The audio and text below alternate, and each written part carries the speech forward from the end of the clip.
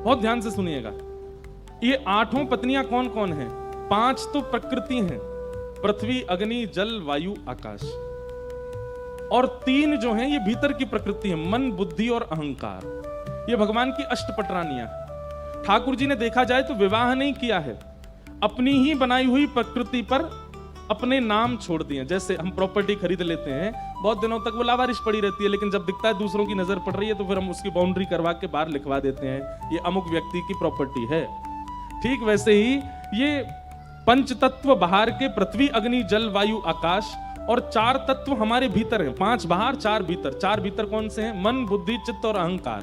अंतःकरण चतुष्ट है। इनमें चित्त तत्व जो है ये परमात्मा है, तो बच्चे भीतर के 3 और बाहर के 5। ये भगवान की अष्टपटरानियां। ठाकुर जी ने प्रकृति से विवाह किया।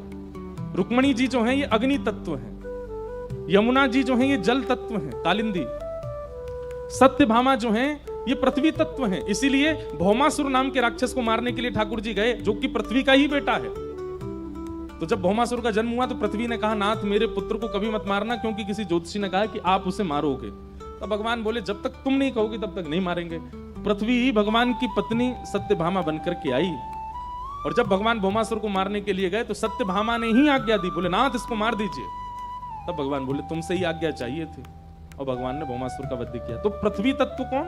सत्यभामा। इस प्रकार ये अष्ट प्रकृति भगवान की अष्टपटरानी।